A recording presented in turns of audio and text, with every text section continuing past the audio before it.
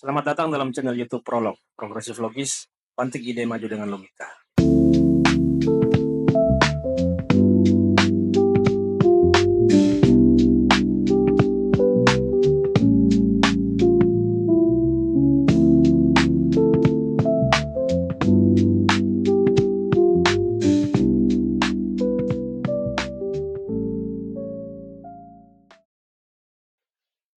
Kelihatannya kita semua sekarang sedang sibuk.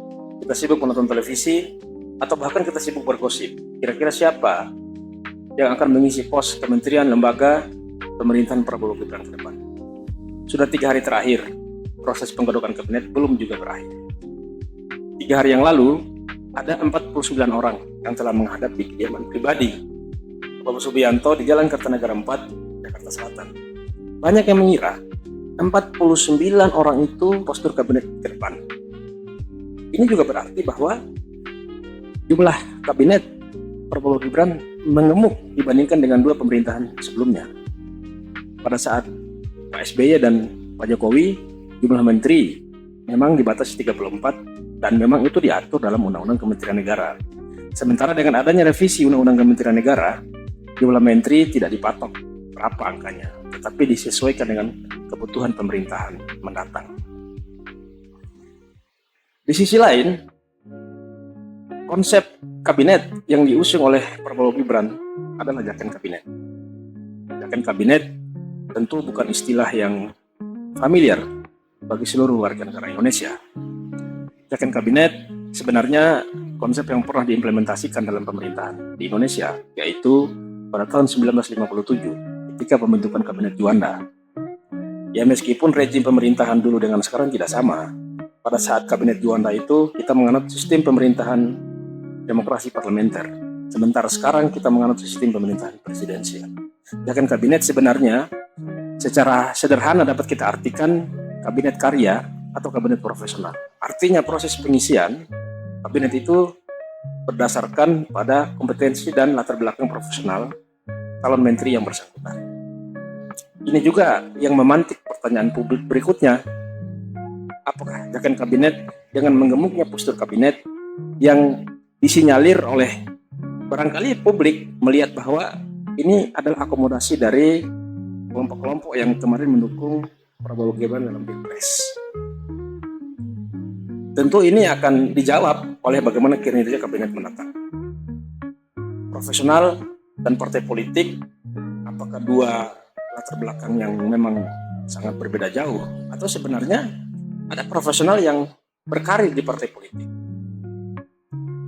Kalau kita melihat secara statistik, saya mencoba melakukan riset secara kecil-kecilan. Saya membandingkan latar belakang dari calon menteri pada pemerintahan Prabowo Gibran dengan menteri pada pemerintahan Jokowi periode pertama dan SBY periode pertama. Ternyata memang kalau kita melihat dari sisi latar belakang, jumlah yang berlatar belakang profesional atau teknokrat masih jauh lebih banyak dibandingkan dengan yang berlatar belakang dari partai politik. Saya mencatat ya, 49 orang yang kemarin menghadap itu, ternyata 55%-nya itu berlatar belakang profesional. Yang dari partai politik itu hanya berjumlah 45% saja. Sama sebenarnya, meskipun memang secara statistik jumlah yang berlatar belakang profesional itu menurun pada pemerintahan Prabowo Gibran mendatang.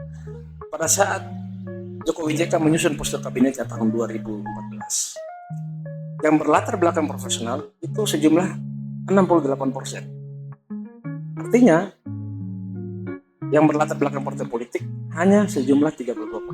Begitu juga dengan kabinet SBY JK tahun 2004, yang berlatar belakang profesional sebanyak 62% dan dari partai politik sebanyak 38%. Jadi jaken kabinet yang disampaikan oleh Bapak Presiden terpilih sebenarnya tidak salah, meskipun memang jumlahnya menurun dibandingkan dengan pemerintahan sebelumnya.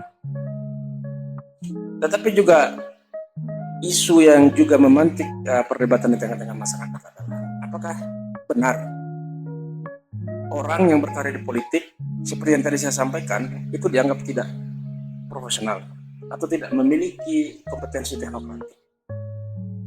Saya tidak mau menyampaikan opini terkait wilayah ini ya, karena Saya hanya mau memberikan beberapa contoh. Profesor Yusril Iza Mahendra sebagai salah satu contoh adalah orang yang memang begitu lama berkecimpung di partai politik, telah menjadi menteri di beberapa kabinet presiden sebelumnya. Tetapi beliau juga kita tahu kepakaran di bidang hukum sesuatu yang tidak perlu untuk diragukan lagi, kan begitu. Nah, ini sebagai salah satu contoh sederhana saja, dan saya pikir juga masih ada beberapa figur yang berlatar belakang politik yang juga punya kompetensi seperti yang tadi saya sampaikan. Oleh karena demikian, kalau kita mengacu kepada visi pemerintahan Prabowo Gibran, yaitu bersama Indonesia Maju menuju Indonesia Emas tahun 2025, tentu tantangan ke depannya tidak mudah. Tantangan geopolitik, tantangan ekonomi akan begitu dramatis ke depan. Situasi geopolitik di Timur Tengah, Eropa Timur, bahkan di Laut Cina Selatan, mungkin ke depannya itu akan semakin mencekam. Apalagi situasi ekonomi, banyak pakar yang memprediksi tahun depan dan tahun-tahun berikutnya akan terjadi deflasi. Justru ini menjadi suatu tantangan besar bagi kabinet yang kalaupun benar berjumlah 49 ini.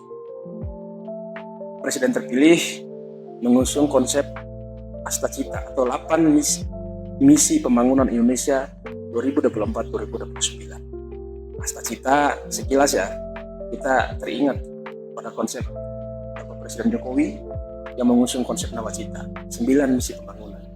Ya semoga saja dengan tantangan-tantangan ke depan yang bisa jadi akan jauh lebih berat, menggemuknya postur kabinet sesuatu yang memang cocok dan bisa menjawab tantangan-tantangan bangsa. Kita tunggu saja tanggal 20 Oktober mendatang pada saat pelantikan presiden dan wakil presiden terpilih, yang juga katanya akan diumumkan postur dan nama-nama kabinet mendatang. Semoga ini bisa membawa dan memecahkan persoalan-persoalan bangsa. Jadi satu hal yang memang kita harus bersabar, kita melihat apakah memang menteri-menteri ini adalah orang-orang yang capable di bidangnya. Kita tunggu. Demikian, terima kasih.